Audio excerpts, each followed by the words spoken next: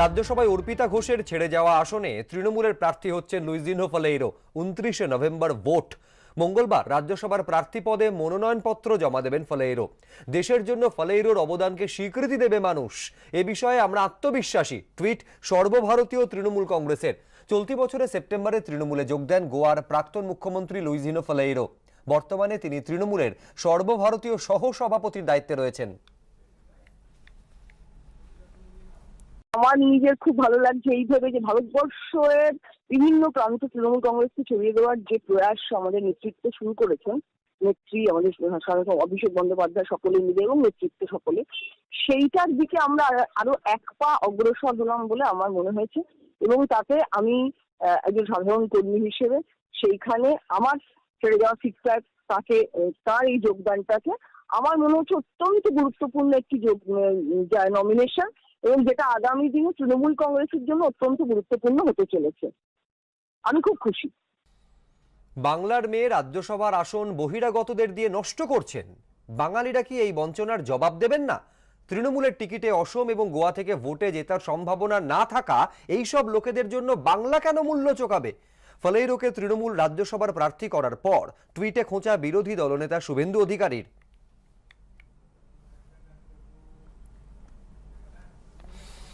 BJP রাজ্যসভার সাংসদ তালিকা খুলে দেখুন একবার শুভেন্দু অধিকারী, কার বাড়ি কোথায় আর কোন রাজ্য থেকে সাংসদ করা হয়েছে একবার দেখুন শুভেন্দু। কটাক্ষ কুণাল ঘোষের। আমার মনে হয় বহিরাগত শব্দটির প্রথম থেকে তারা একটা অপব্যাখ্যার চেষ্টা করেছেন জেনে শুনে। বহিরাগত মানে বলা হয়েছে যে যারা শুধুমাত্র বিধানসভা ভোটের লক্ষ্যে যারা এসে এখানে বাংলার সুখে দুঃখে ছিলেন না, বিধানসভা ভোটের জন্য ডেলি প্যাসেঞ্জারি করেছিলেন, সেই ক্ষেত্রে কিন্তু বহিরাগত শব্দটি ব্যবহার করা হয়েছে।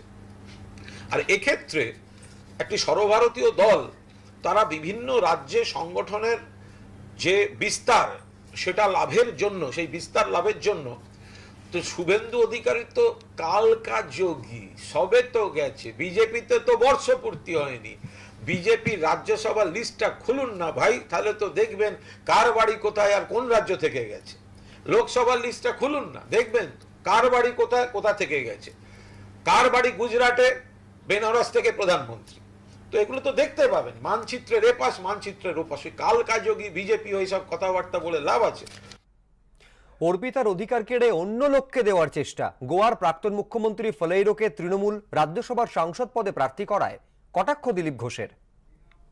এখন দেনাপাওনার রাজনীতি চলছে, কিন্তু পার্টিটা তো গোয়াতে করতে হবে, সেখানে লোকজন কোথায়? আমরা চাই, আমরা ওখানে সরকারে ছিলাম, সরকারে আসবো, শক্ত বিরোধী হোক, যাতে ভালো কাজ হয়, সেই জায়গাটা পূরণ করুন। বাংলার চেয়ে গোয়ায় বিজনেসটা ভালো হবে বোধহয়। এখানকার লোকেদের তো দেওয়া হয়ে গেছে, সে নতুন লোক খোঁজা হচ্ছে। জানি না অর্পিতা ঘোষ কী বলবেন, তার অধিকার ছিনিয়ে নিয়ে অন্য লোককে দেওয়ার চেষ্টা হচ্ছে। অথচ ওই পার্টিতে কিছু বলার সুযোগ নেই, ওখানে কোনো গণতন্ত্র নয়। প্রাইভেট কোম্পানি চাকরি করেন, যখন যাকে ইচ্ছা তাড়িয়ে দিচ্ছে, যখন যাকে ইচ্ছা নিয়ে নিচ্ছে। বিজেপিতেও অন্য রাজ্যের মানুষকে রাজ্যসভার সাংসদ পদ দেওয়া হয়েছে, পাল্টা ফিরহাদ হাকিম। বিজেপিতে তো বিভিন্ন রাজ্য থেকে এসে বিভিন্ন রাজ্যের থেকে এসে টিকিট নিয়ে যাচ্ছে, সব দলই তাই করছে। অন্যের দলের অভ্যন্তরীণ ব্যাপার নিয়ে চর্চা করাটাও মানুষ ভালো চোখে দেখে না। কি বলেন অধীর রঞ্জন চৌধুরী, দেখব। তৃণমূল কংগ্রেসের স্টাইল, পশ্চিমবঙ্গের বাইরে তার নিজের শাখা পোশাখা বিস্তার করার জন্য এই খুঁড়োর কল দেখিয়েছে রাজ্যসভার মেম্বার। একে একে বাংলার আরো যেগুলো মেম্বার আছে সেগুলোকে কবে কখন ছাঁটাই করবে, আরো অনেককে টোপ দিয়ে রেখেছে রাজ্যসভার মেম্বার করা হবে, তৃণমূলে জয়েন করো। অর্থাৎ তৃণমূল নেত্রীর কাছে আত্মসমর্পণের মজুরি হিসাবে তাদেরকে একটা করে রাজ্যসভার সদস্য করার খুঁড়োর কল ঝুলিয়ে রাখা হয়েছে। আগামী দিনে বাংলার আরো যেগুলো বাংলার যেগুলো রাজ্যসভার মেম্বার আছে তাদের ভাগ্য কিন্তু একটা জিনিসের স্থায়ী হবার সম্ভাবনা কম। কারণ মমতা ব্যানার্জি এরকম প্রচুর টোপ পিছিয়ে রেখেছে, রাজ্যসভার মেম্বার করব, আমার দলে এসো, আমার দলে এসো। আমি ভারতের পার্টি হব, আমি রাজ্যের পার্টি না, আমি ভারতীয় পার্টি হব। এই ভারতীয় পার্টি হবার জন্যই একদিকে নর্থ বেঙ্গল, এই নর্থ ইন্ডিয়া, একদিকে গোয়া, সেখানে যারা যারা আছে চড়ে বেড়াচ্ছে, এদিক ওদিক জায়গা পাচ্ছে না, সেইগুলোকে সে ভবঘুরে যে সমস্ত রাজনীতিবিদ তাদেরকে নিয়ে সেখানে পুনর্বাসন দিয়ে তার দলের শিবির দিয়েছে প্রমাণ করার চেষ্টা করা। আসবো পরের খবরে। বনগাঁয় বিজেপি কর্মীদের গায়ে হাত পড়লে অথবা তাদের মিথ্যা মামলায় ফাঁসানোর চেষ্টা করা হলে তৃণমূলের সংসদীয় জেলা সভানেত্রী অক্ষত অবস্থায় নিজের এলাকায় ফিরতে পারবেন না, এই মর্মে হুঁশিয়ারি দিয়ে বিতর্কে জড়ালেন বনগাঁ দক্ষিণের বিজেপি বিধায়ক। পাল্টা জবাব দিয়েছেন তৃণমূলের বনগাঁ সংসদীয় জেলার সভানেত্রী। আলোরানি এত বড় শক্তি কোথা থেকে আসে তার?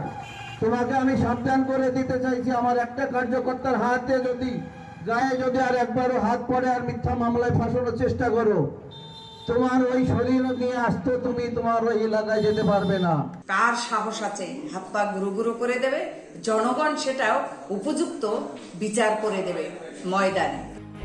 বনগাঁয় তৃণমূল বিজেপি বাকযুদ্ধ চলছেই। এবার তৃণমূলের সংসদীয় জেলা সভানেত্রীকে হুমকি দিয়ে বিতর্কে জড়ালেন বনগাঁ দক্ষিণের বিজেপি বিধায়ক। এসেছে পাল্টা জবাবও।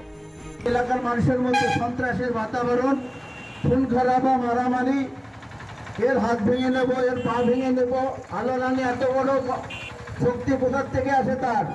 তোমাকে আমি সাবধান করে দিতে চাইছি, আমার একটা কার্যকর্তার হাতে যদি গায়ে যদি আর একবারও হাত পড়ে আর মিথ্যা মামলায় ফাঁসানোর চেষ্টা করো, তোমার ওই শরীর নিয়ে আসতে তুমি তোমার ওই এলাকায় যেতে পারবে না।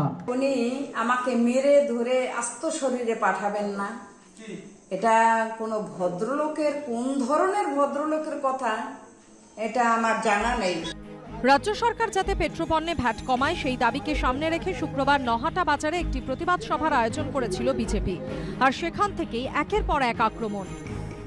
এতদিন ধরে প্যান্ডামিক সিচুয়েশনের কারণে আমরা সংঘবদ্ধ হতে পারিনি, নাহলে আমরা বুঝিয়ে দিতাম এখানে কোনো গুন্ডাগিরি দাদাগিরি চলবে না। কোনো টিএমসি নেতা যদি বেশি গুন্ডাগিরি দাদাগিরি করতে চায়, আমি বলে যাচ্ছি এই মাইকে, হাত পা গুড়িয়ে দিয়ে তারপরে আমার কাছে যাবে, কে করে আমি ছাড়াবো। কার সাহস আছে হাত পা গুরু গুরু করে দেবে? জনগণ সেটাও উপযুক্ত বিচার করে দেবে ময়দানে। ওনার দলে এখনো লোক আছে বলুন তো? হাজার হাজার কাতারে কাতারে মানুষ মমতা বন্দ্যোপাধ্যায়ের উন্নয়নের দিকে চলে আসছে।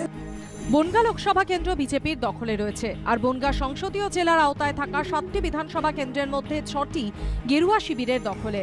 পুরভোট নিয়ে জল্পনার মধ্যে বনগাঁ যেন কথার কুরুক্ষেত্র।